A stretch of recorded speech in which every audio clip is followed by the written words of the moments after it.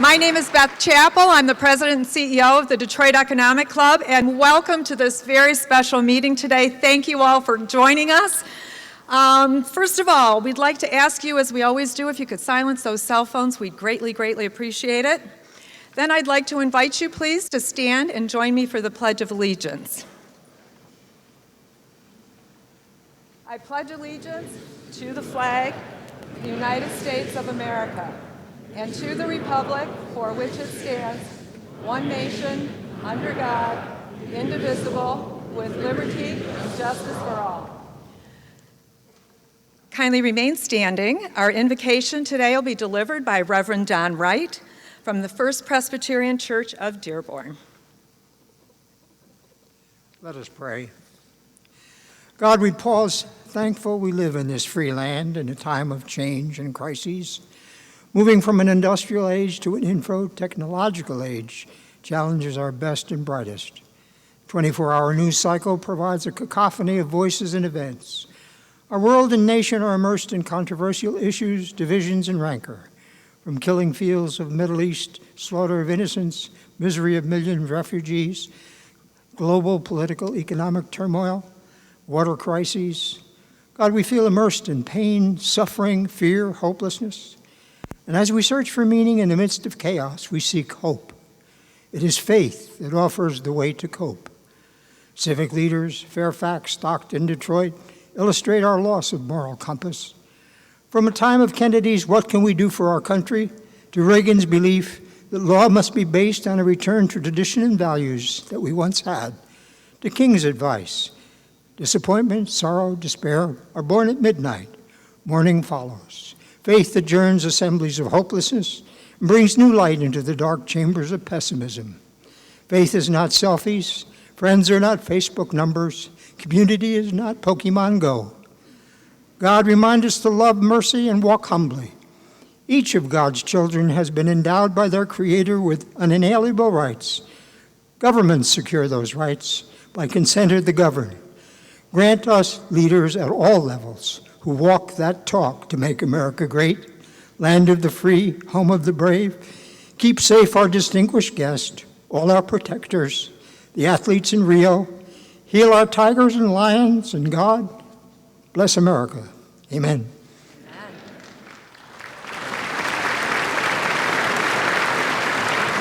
Have a seat, folks. Thank you, Reverend Wright. Appreciate that. Very quickly, we're going to get this program on the road. We have a few surprises for you, too. But I'd like to ask the elected officials, I'm sorry I can't call you out by name, but would you please stand so we can thank you for your service and welcome you? All of you in the audience, please stand. Thank you. Thank you, thank you.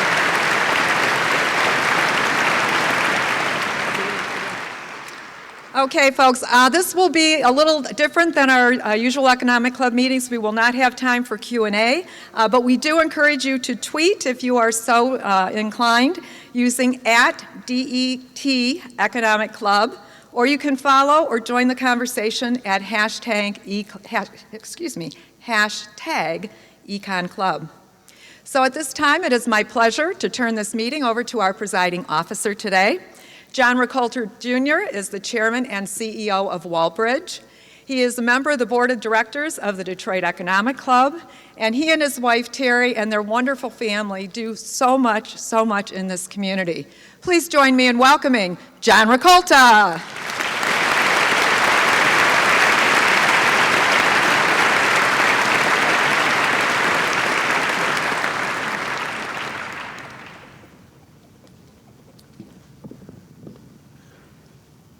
Great. What a crowd.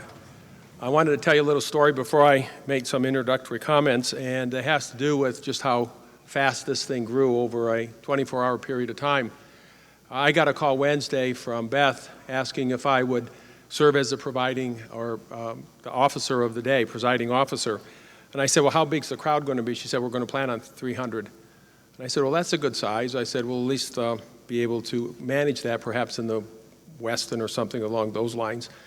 Within 24 hours, it went from 300 to 500 to 700 to 1,100 to 1,200 and ultimately to 1,500, which caused us to start to look at other venues to hold this speech. And all that happened within 24 hours, and we in fact created, for the very first time, that kind of momentum, and in many respects, I think it mimics what's, or replicates what this campaign's been all about for Mr. Trump. So with that, it's my pleasure to begin the meeting. Winning teams bringing together contrasting complementary styles and skills. That certainly is the case with this year's Republican candidates for President and Vice President of the United States. Last month in Cleveland, when Governor Mike Pence accepted his party's nomination for Vice President, he addressed just how different he is from his running mate, Donald Trump. There's no question that our speakers today bring different personalities and experiences to the Republican ticket. But the outcomes of their life's work are strikingly similar. One has spent his extraordinary business career in the private sector, creating tens of thousands of jobs and billions of dollars of value. The other has excelled in the public sector, also creating jobs while lowering taxes and extending educational opportunities for our most vulnerable citizens. One hails from the busy avenues of New York, the other from a small town in Indiana. One has changed the skylines of cities across the globe, and the other has made his mark in the historic Capitol buildings of Washington and the great state of Indiana. One speaks his mind with a level of, shall we say, directness rarely experienced in public life. The other is reserved and soft-spoken. One has unapologetically addressed the most pressing issues of our time. The other has been one of our country's most unflinching voices of conservative values. But for all their differences, Donald Trump and Mike Pence have very much in common. Both have wonderful families and a deep sense of gratitude for the opportunities that their nations have given them. Both came to this next great challenge in their lives as outsiders, disruptors, rejecting the status quo. And both promise much needed change in a dysfunctional Washington at a time when 7 out of 10 Americans feel our country is going in the wrong direction. Both speak with clarity and conviction about immigration, terrorism, and the disastrous effects of an overreaching government that has burdened both large and small companies here in Michigan and across the country with layers of job-killing regulations. Governor Mike Pence was born and raised in the Hoosier State. He entered private law practice after graduating from the University of Indiana Law School in 1986. He served 6 terms in the House of Representatives before being elected governor of his home state in 2013. Since taking office, he has passed the largest tax cut in Indiana's history, attracting new investment and jobs while expanding school choice and investing in roads and bridges. He's worked with the Indiana General Assembly to balance the budget without gimmicks, generating surplus and maintaining Indiana's AAA credit rating. He is demonstrating to the world that fiscal responsibility, smaller government, and common sense tax reform can make government work again. In bold contrast to Washington's gridlock, they are proving that once struggling states can be made great again. To introduce our featured speaker, nominee Donald Trump, please join me in welcoming the Republican candidate for Vice President of the United States of America, Governor Mike Pence.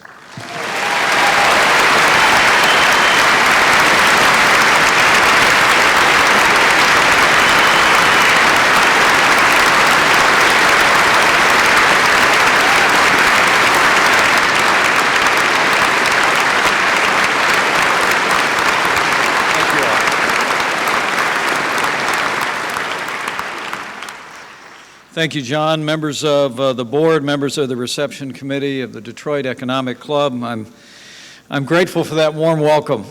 It was Just a few short weeks ago, as a fellow Midwesterner, as a governor from the state just south of here, that I was humbled to accept the Republican nomination to run and serve as Vice President of the United States of America.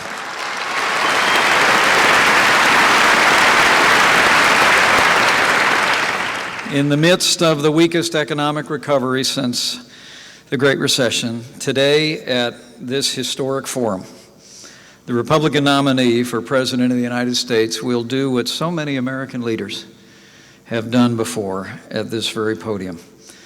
Simply put, today you will hear your keynote speaker outline a vision, a new economic vision to make America great again.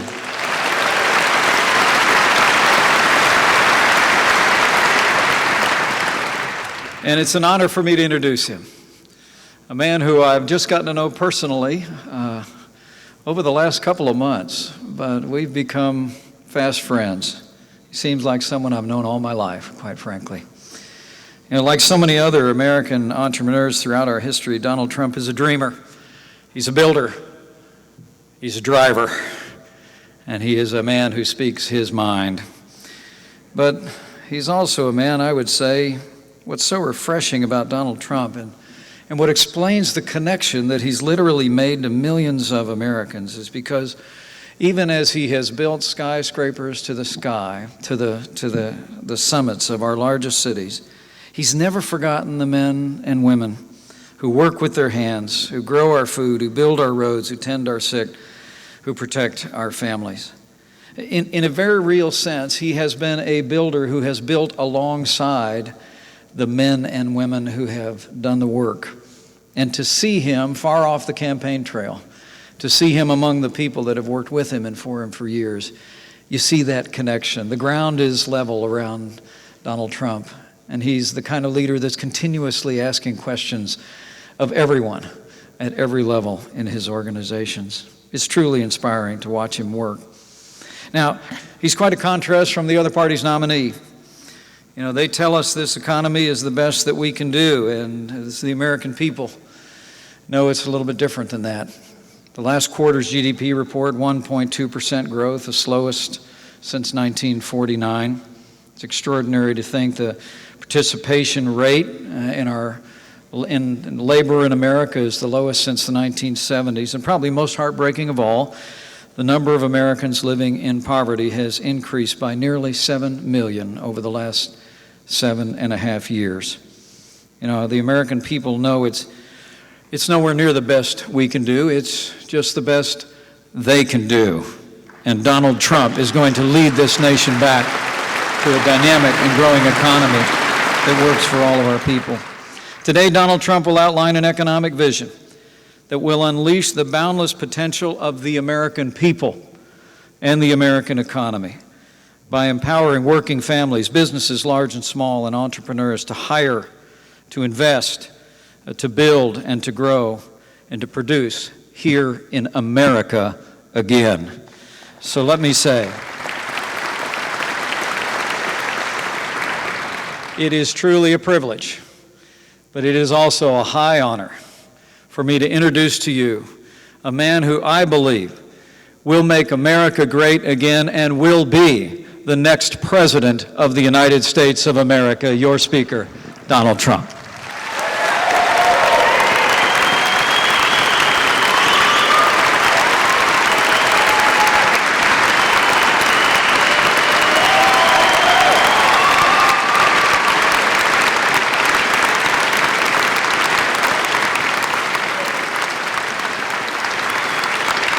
Thank you, everybody. Thank you very much. Thank you.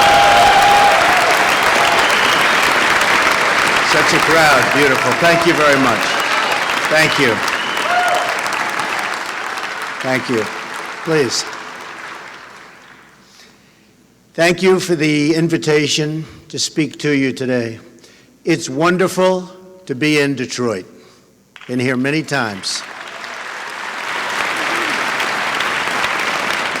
We now begin a great national conversation about economic renewal for America.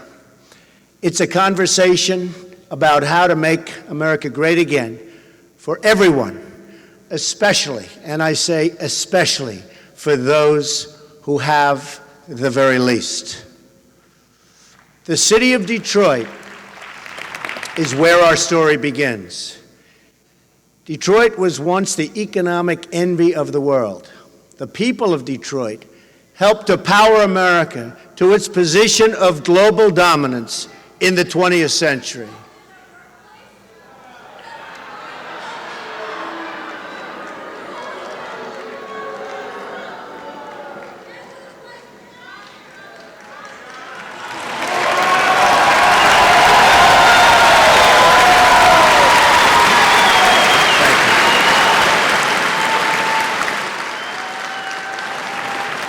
Thank you very much.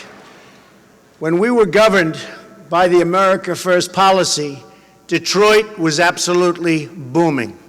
Engineers, builders, laborers, shippers, and countless others went to work each day, provided for their families, and totally lived out the American dream.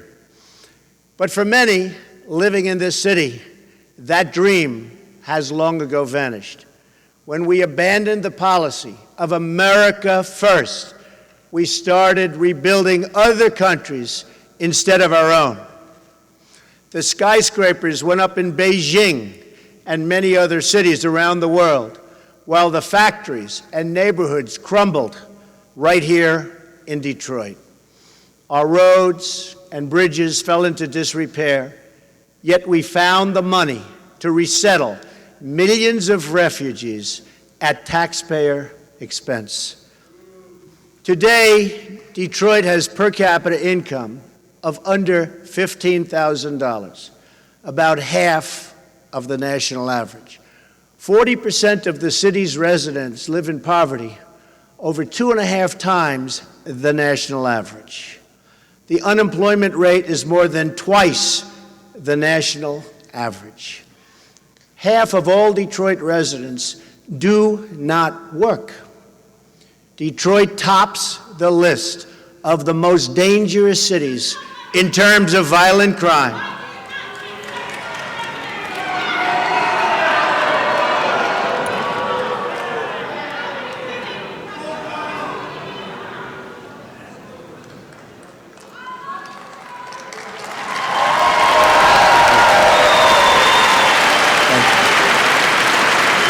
Thank you. Detroit tops the list of most dangerous cities in terms of violent crime. These are silenced victims whose stories are never told by Hillary Clinton, but victims whose suffering is no less real or permanent. In short, the city of Detroit is the living, breathing example of my opponent's failed economic agenda.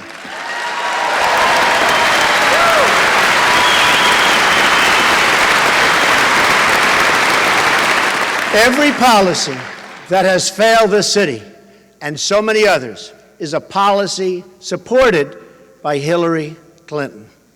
She supports the high taxes and radical regulation that force jobs out of your community, and the crime policies have made you far, far less safe, and the immigration policies that have strained local budgets, and the trade deals like NAFTA, signed by her husband, that have shipped your jobs to Mexico and other countries. And she supports the education policies that deny your students choice, freedom, and opportunity.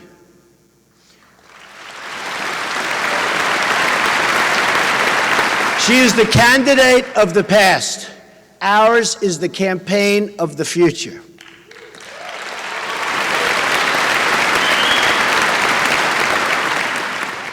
This is a city controlled by Democratic politicians at every level. And unless we change policies, we will not change results 100%.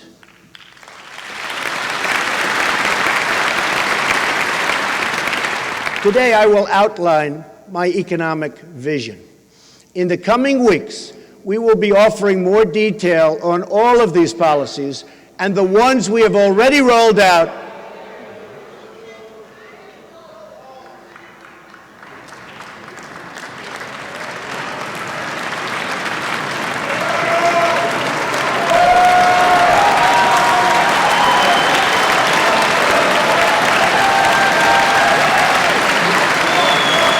Thank you, everybody.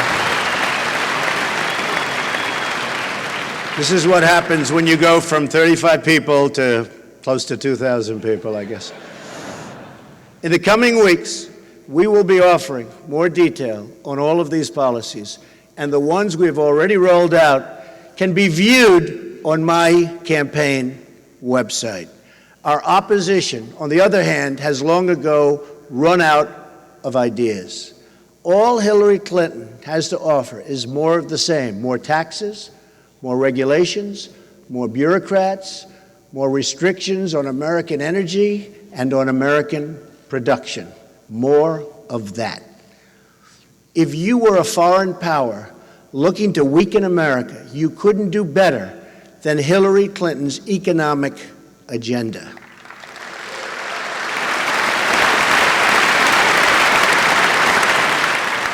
Nothing would make our foreign adversaries happier than for our country to tax and regulate our companies and our jobs right out of existence. The one common feature of every Hillary Clinton idea is that it punishes you for working and doing business in the United States. Every policy she has tilts the playing field towards other countries at our expense. And that's why she tries to distract us with tired political rhetoric that seeks to label us, divide us, and pull us apart. My campaign is about reaching out to everyone as Americans and returning to a government that puts the American people first.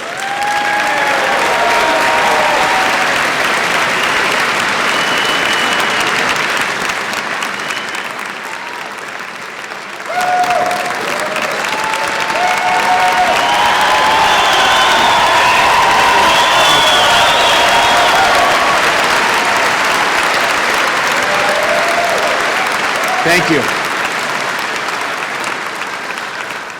Here is what an America First economic plan looks like. First, let's talk tax reform. Taxes are one of the biggest differences in this race. Hillary Clinton, who has spent her career voting for tax increases, plans another massive job-killing $1.3 trillion tax increase. Big increase, one of the biggest ever. Her plan would tax many small businesses by almost 50%. Recently, at a campaign event, Hillary Clinton short-circuited, you know this, you've heard this one.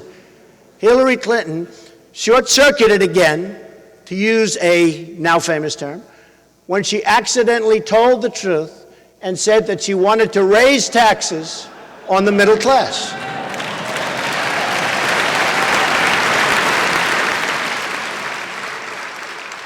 I am proposing an across-the-board income tax reduction, especially for middle-income Americans. This will lead to millions of new and really good-paying jobs. The rich will pay their fair share, but no one will pay so much that it destroys jobs or undermines our ability as a nation to compete.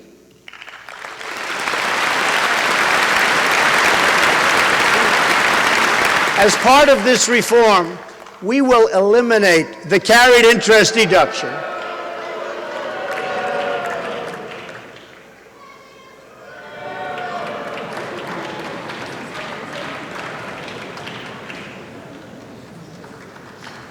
Thank you. As part of this reform, we will eliminate the carried interest deduction, well-known deduction, and other special interest loopholes that have been so good for Wall Street investors and for people like me, but unfair to American workers. Tax simplification will be a major feature of the plan.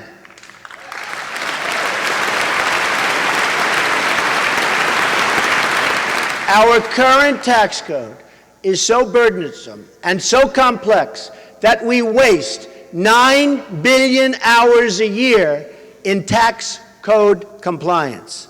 My plan will reduce the current number of brackets from 7 to 3 and dramatically streamline the process.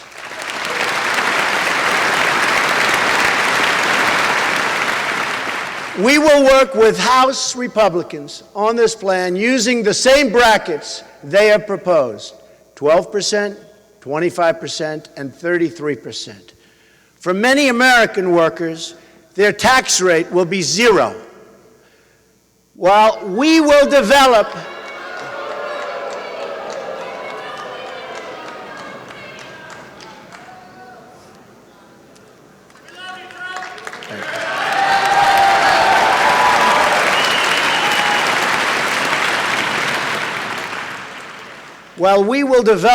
our own set of assumptions and policies, agreeing in some areas but not in all or in others, we will be focused on the same shared goals and guided by the same shared principles: jobs, growth, and opportunity.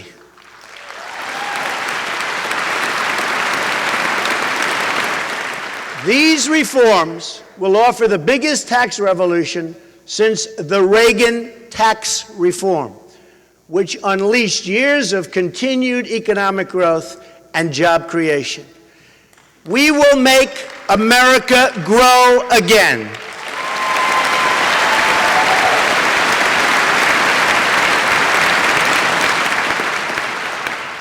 In the days ahead, we will provide more details on this plan and how it will help you, and most importantly, your family. It will present a night and day contrast to the job-killing, tax-raising, poverty-inducing Obama-Clinton agenda.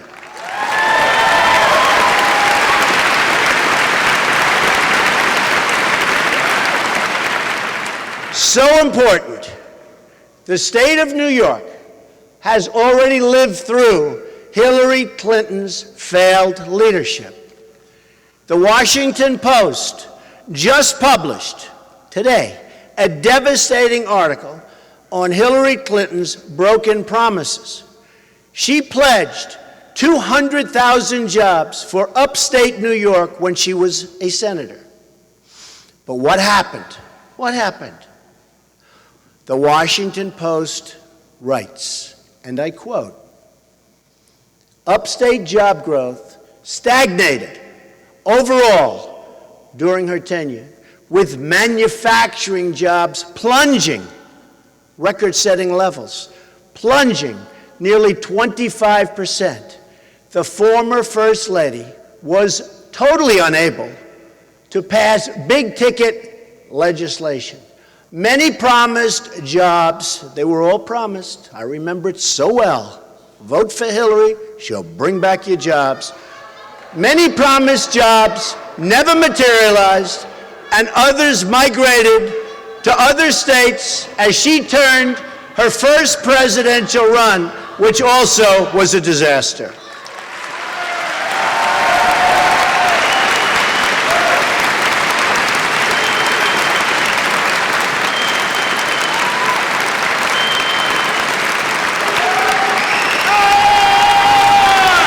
Thank you. Thank you.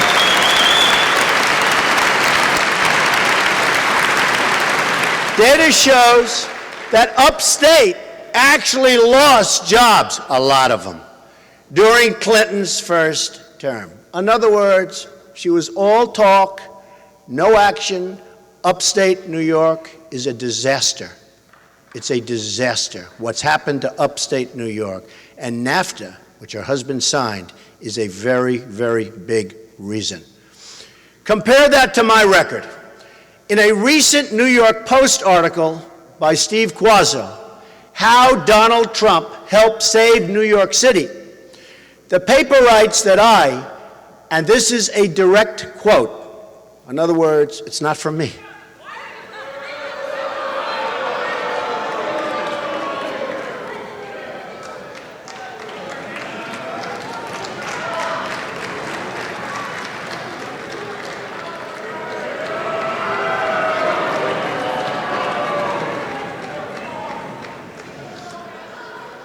Thank you. Thank you. It's all very well planned out, every couple.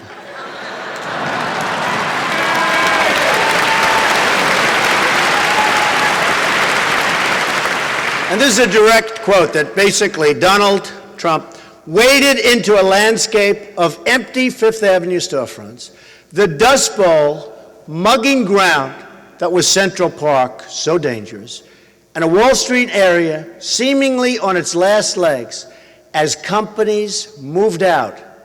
Then, almost by sheer force of will, he rode to the rescue. Expressing rare faith in the future, he was instrumental in kickstarting the regeneration of neighborhoods and landmarks almost given up on for dead. True, I have to say. I didn't say it. They say it. It's true. This is what I want to do.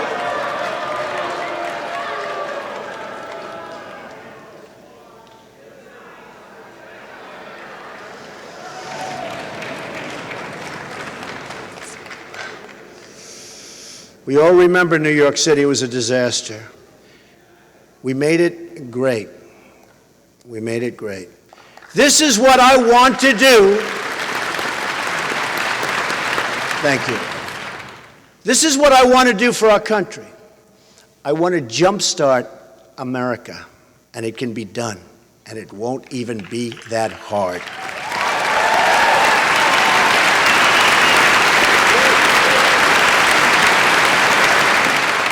Now let's look at what the Obama-Clinton policies have done nationally. Their policies produced 1.2% growth, the weakest so-called recovery since the Great Depression. It's been written about all over. It's a disaster. And a doubling of the national debt during the Obama years. There are now 94.3 million Americans outside of the labor force. It was 80.5 million when President Obama took office, an increase of 14 million people. The Obama-Clinton agenda of tax, spend, and regulate has created a silent nation of jobless Americans. Home ownership is at its lowest rate in 51 years.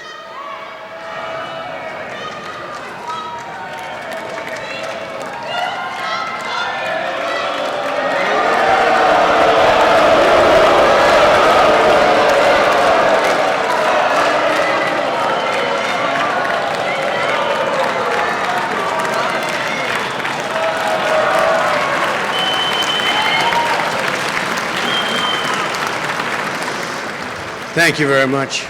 Thank you. I will say the Bernie Sanders people had far more energy and spirit. I will say that.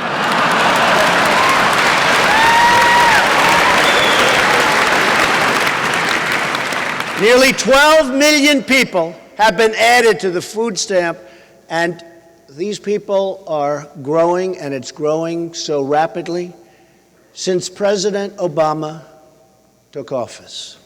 Another nearly 7 million people, great Americans, are right now living in poverty. Poverty.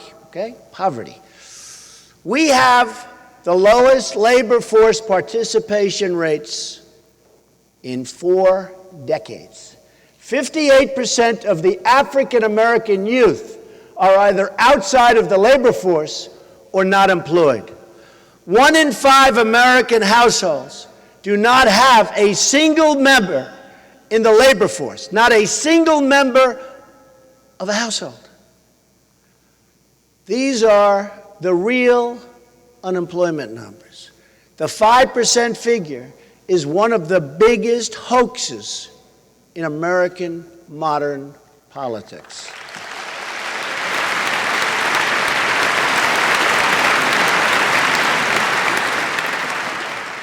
Meanwhile, American households are earning more than $4,000, think of that, $4,000 less today than they were 16 years ago. The average worker today pays 31.5% of their wages to income and payroll taxes. On top of that, state and local taxes consume another 10%. Very grim picture. The United States also has the highest business tax rate among the major industrialized nations of the world at 35%. It's almost 40%.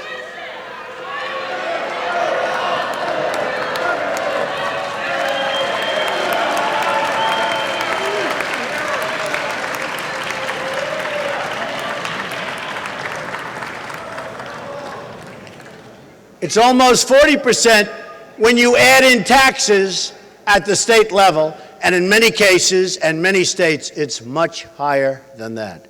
In other words, we punish companies for making products in America, but let them ship products into the United States tax-free if they move overseas. This, ladies and gentlemen, is backwards. This is backwards. All of our policies should be geared toward keeping jobs and wealth inside of the United States.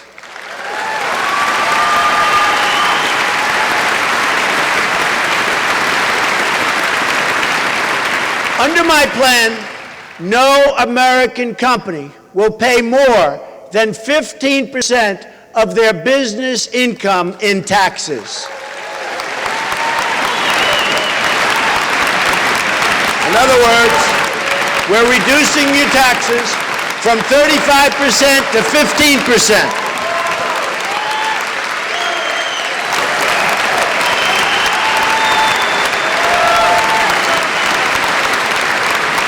Thank you. Thank you. Small businesses will benefit the most from this plan.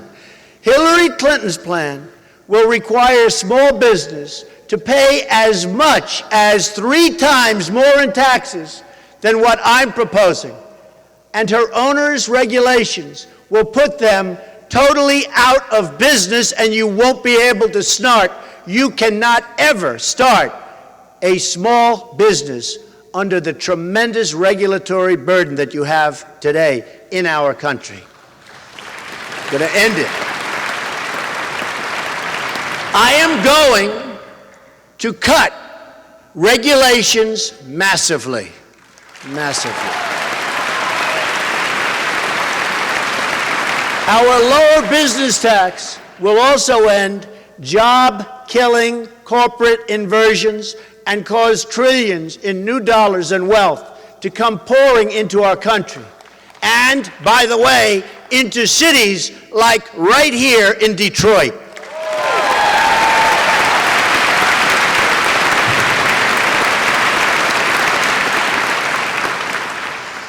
To help unleash this new job creation, we will allow businesses to immediately expense new business investments. No one will gain more from these proposals than low and middle income Americans.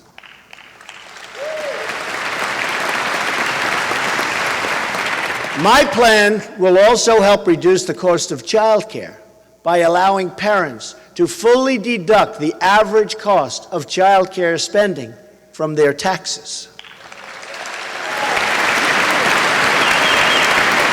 We are also going to bring back trillions of dollars from American businesses that are now parked overseas. They can't bring their money back into our country.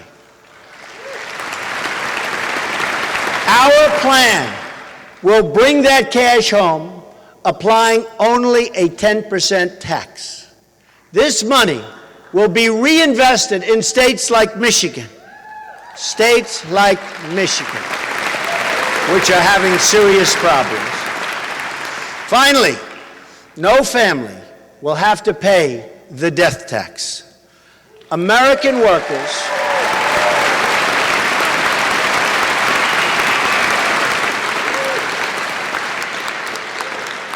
workers have paid taxes their whole lives, and they should not be taxed again at death.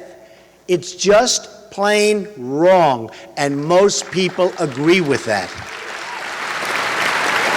We will repeal it.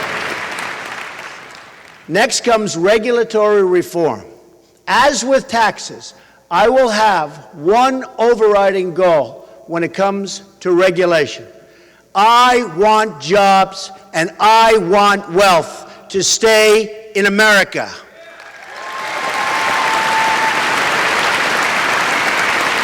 Motor vehicle manufacturing is one of the most heavily regulated industries in the country and even in the world. The U.S. economy today is 25% smaller than it would have been without the surge of regulations since 1980. It is estimated that current overregulation is costing our economy as much as $2 trillion a year. That's money taken straight out of cities like Detroit. So many of our cities are suffering so gravely, right out of Detroit and others. The Federal Register is now over 80,000 pages long. As the Wall Street Journal noted, President Obama has issued close to 400 new major regulations since taking office, each with a cost to the American economy of $100 million or more. In 2015 alone, the Obama administration unilaterally issued more than 2,000 new regulations, each a hidden tax on American consumers and a massive lead weight on the American economy. It is time to remove the anchor dragging us down, and that's what it's doing. It's dragging us down.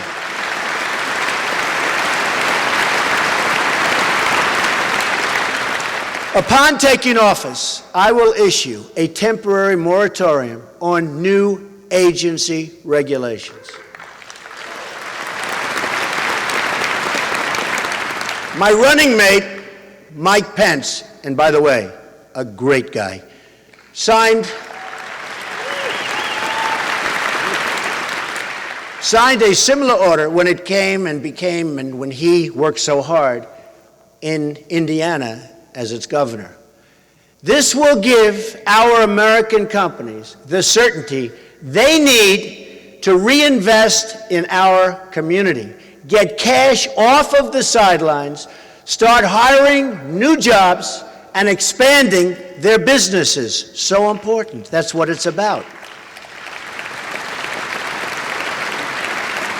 I will also immediately cancel all illegal and overreaching executive orders.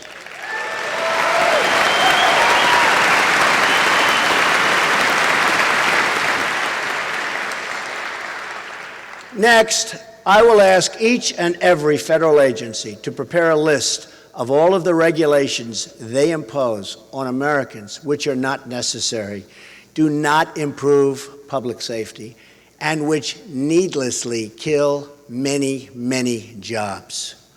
Those regulations will be eliminated quickly.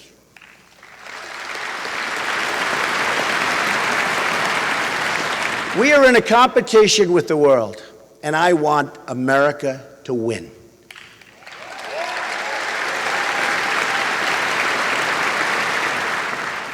We don't win anymore, but when I am president, we will start winning again. Big league.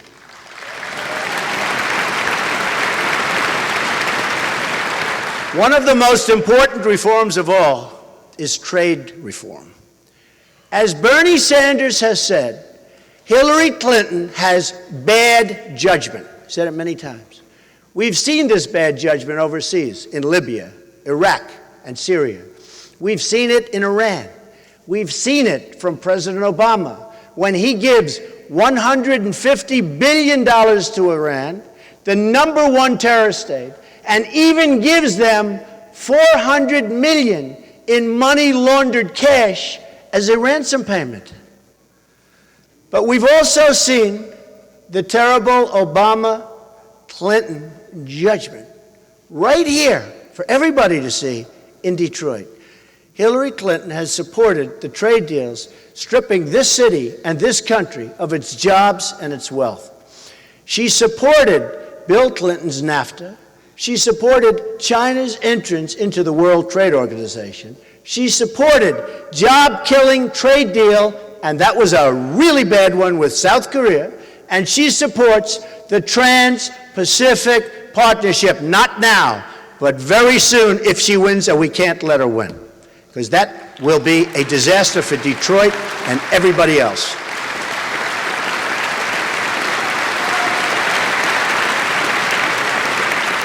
Let's talk about South Korea for a moment, because it just perfectly illustrates the broken promises that have hurt so many American workers.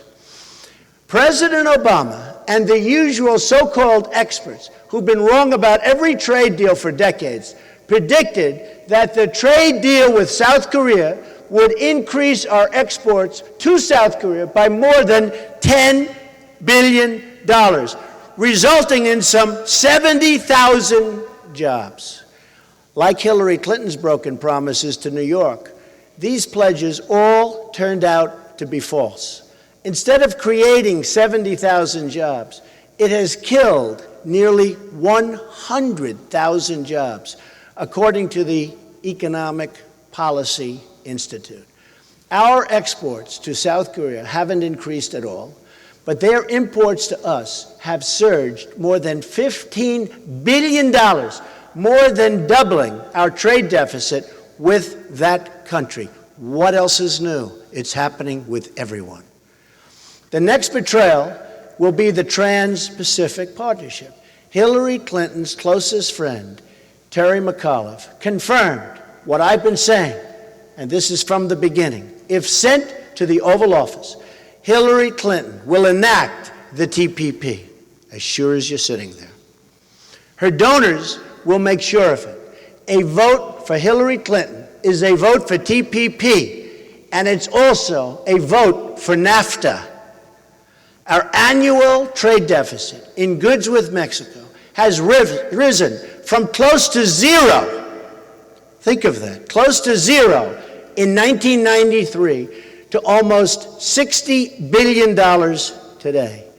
Our total trade deficit in goods hit nearly $800 billion last year. Total trade deficit, almost $800 billion.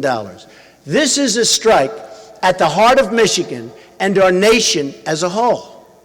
According to the Bureau of Labor Statistics, before NAFTA went into effect, there were 285,000 auto workers in Michigan. Today, that number is only 160,000 auto workers.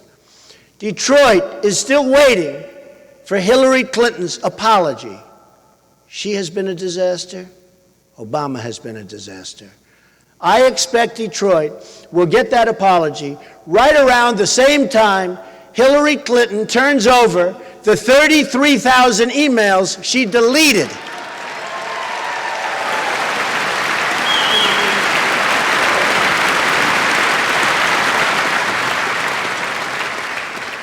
Hillary Clinton's Trans-Pacific Partnership will be an even bigger disaster for the auto industry, believe me, even bigger and even worse than NAFTA. In fact, Ford Motor Company has announced its opposition to the deal. According to the Economic Policy Institute, the U.S. trade deficit with the proposed TPP member, all of the member countries, has cost over 1 million manufacturing jobs in the year 2015, 1 million jobs. By far, the biggest losses occurred in motor vehicles and parts, which lost nearly 740,000 manufacturing jobs. What are we doing? Michigan ranks first for jobs lost as a share of state workforce due to the trade deficit with TPP members. Just imagine how many more automobile jobs will be lost if the TPP is actually approved. It will be catastrophic. That's why I have announced we will withdraw from the deal before that can ever happen.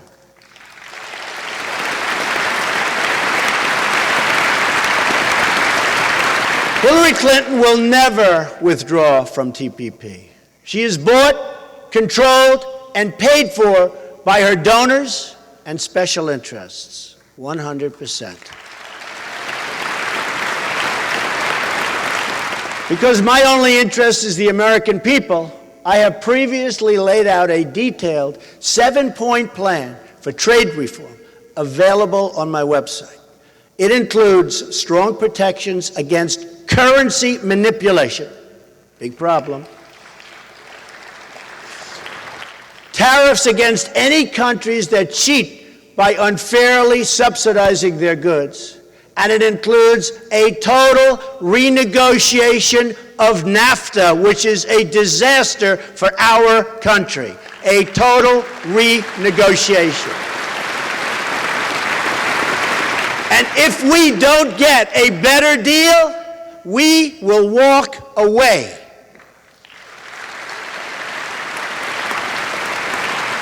At the center of my plan is trade enforcement with China. This alone could return millions of jobs into our country. China is responsible for nearly half of our entire trade deficit. They break the rules in every way imaginable, including militarily. China engages in illegal export, subsidies, prohibited currency manipulation, and rampant theft of intellectual property. It's rampant. It's out of control. They also have no real environmental or labor protections, further undercutting American workers, totally undercutting our workers. Just enforcing intellectual property rules alone could save millions and millions of American jobs.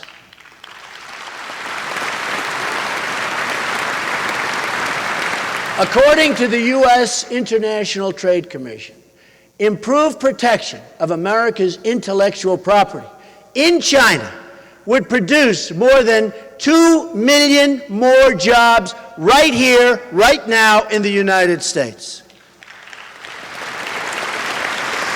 Add that to the saved jobs from cracking down on currency cheating and product dumping, and we will bring trillions of dollars in new wealth and wages back to our country, the United States of America. Thank you. So simple. So simple. Trade has big benefits. Thank you. Trade has big benefits, and I am in favor, totally in favor of trade. But I want trade deals for our country that create more jobs and higher wages for American workers. Isolation is not an option.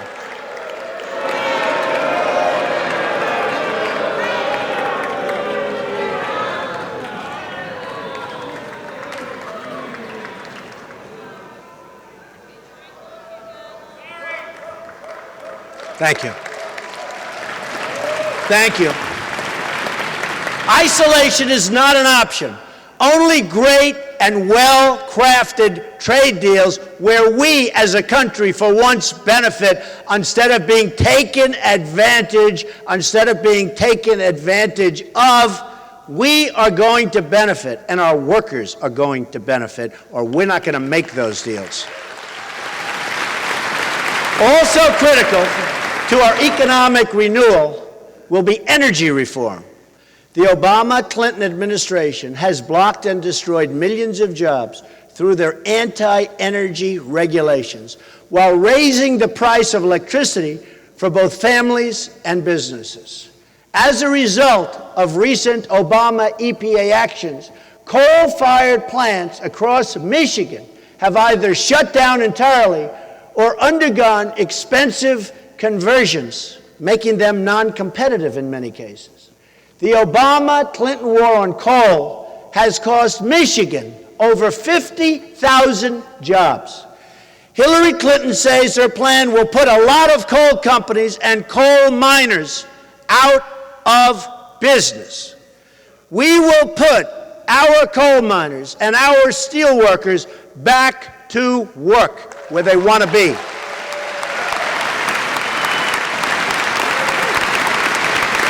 Clinton not only embraces President Obama's job-killing energy restrictions, but wants to expand them, including going after oil and natural gas production that employs some 10 million Americans. According to the Heritage Foundation, by 2030, think of that, 2030, the Obama-Clinton energy restrictions will eliminate another 500,000 manufacturing jobs, reduce economic output by $2.5 trillion, and reduce incomes by $7,000 per person. A Trump administration will end this war on the American worker and unleash an energy revolution that will bring vast new wealth to our country. According to the Institute for Energy Research, lifting the restrictions on all sources of American energy will do the following: increase GDP by more than $100 billion annually, add over 500,000 new jobs annually, and increase annual wages by more than $30 billion over the next 7 years.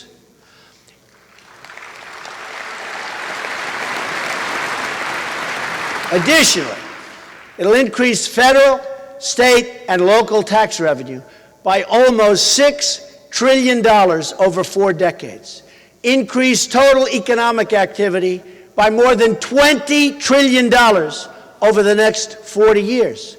The reforms I have outlined today are only the beginning. When we reform our tax, trade, energy, and regulatory policies, we will open a new chapter in American prosperity, which is so desperately needed. We need a new chapter. We can use this new wealth to rebuild our military, which is desperately needed, and our infrastructure. As part of this new future, we will also be rolling out proposals to increase choice and reduce cost in childcare, offering much-needed relief to American families. They're suffering. They're suffering. We're going to get them this much-needed relief. I will unveil, thank you. I will unveil my plan on this in the coming weeks that I've been working on with my daughter, Ivanka, who's here. Stand up.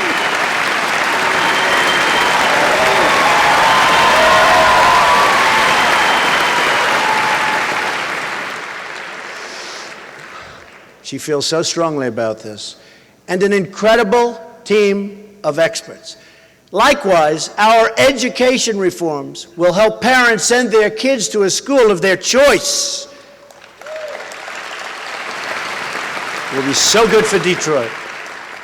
We will also give our police and law enforcement the funds and support they need to restore law and order to this country. Law and order.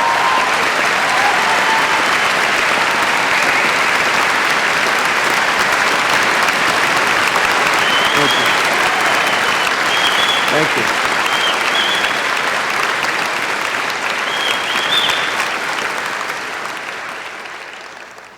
Without security, there can be no prosperity.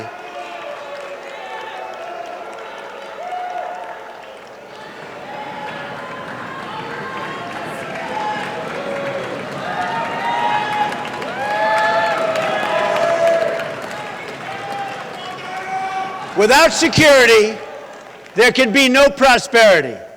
We must have law and order. We must have law and order.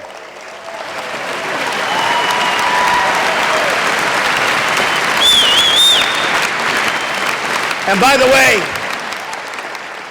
our police in this country are really unrecognized for the incredible job they do. Thank you.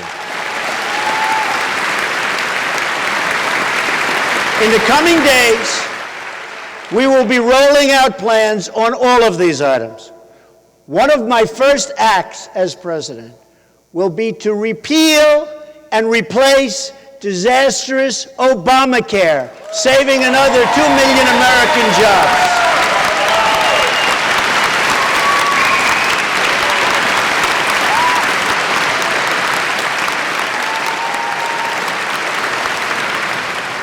We will also rebuild our military and get our allies to pay their fair share for the protection we provide to them, saving us countless more billions of dollars to invest in our own country.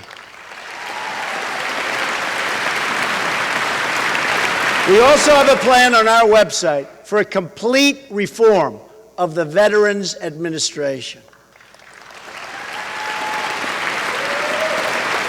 This is something so desperately needed to make sure our vets are fully supported and get the care they deserve, which they have not been getting, not even close.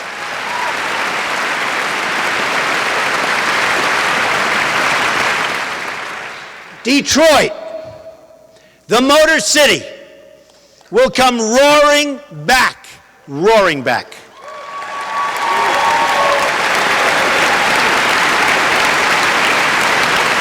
We will offer a new future, not the same old failed policies of the past. Our party has chosen to make new history by selecting a nominee from the outside, and that's outside of the very, very already proven rigged system.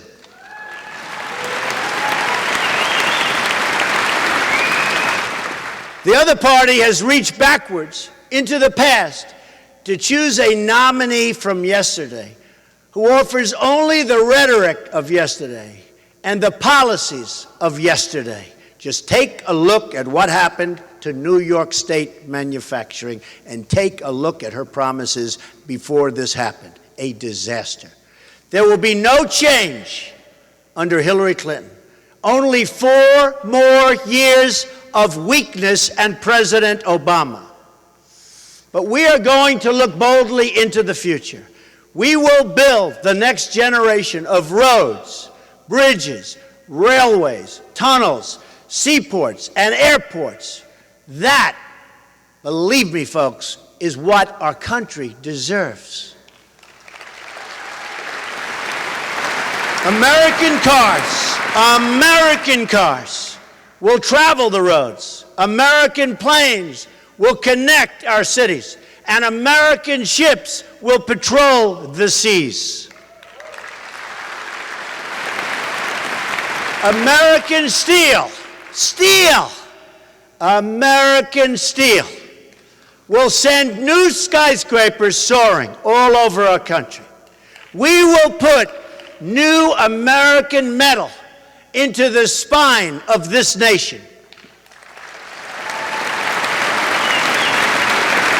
It will be American hands that rebuild this country, and it will be American energy mined from American sources that powers this country.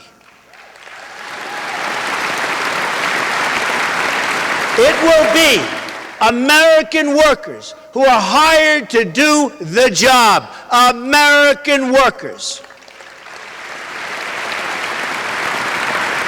Americanism, not globalism, will be our new credo. Our country will reach amazing new heights, maybe heights never attained before. All we have to do is stop relying on the tired, voices of the past. We can fix a rigged system by relying on the people who rig. And just remember this, is so important. We are reliant on people that rigged this system in the past. We can't fix it if we're going to rely on those people again. We can't solve that problem.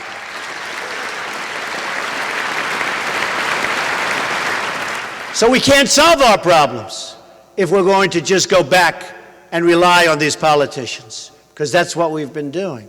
Only by changing to new leadership and new solutions will we get new and great results. We need to stop believing in politicians and start believing in our great country.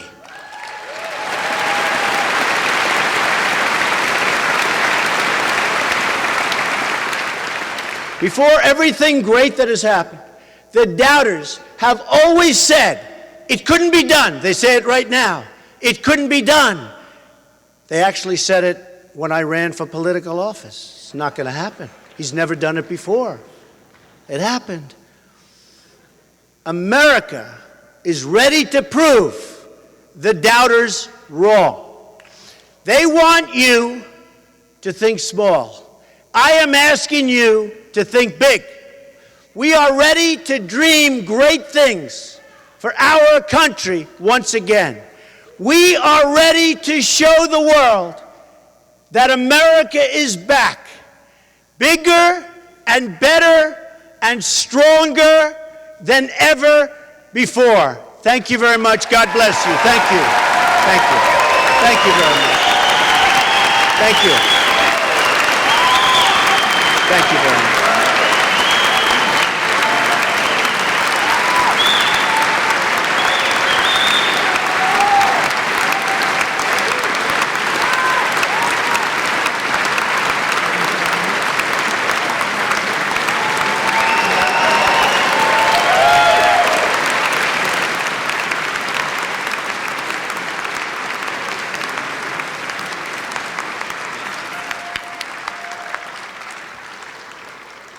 Thank you, ladies and gentlemen. I want to apologize to all of you and certainly to Mr. Trump for the disruptions. That is not, as I hope all of you know, what the Detroit Economic Club is all about. So we will do follow-up, and nobody will be allowed back in any of our meetings that behaves that way. So my apologies to you. On a brighter note, how awesome that Governor Pence came today along with Mr. Trump. Thank you, Governor. Thank you so much. John Ricolta, great job as presiding officer. And if you'd all like to join us for lunch, we'll have a strolling lunch. We need you to leave through this door. The food is around in the next ballroom, and you can eat in the atrium, outside on the patio. It's a beautiful day. So please do join us, and thank you all for coming. With that, this meeting's adjourned. Thank you.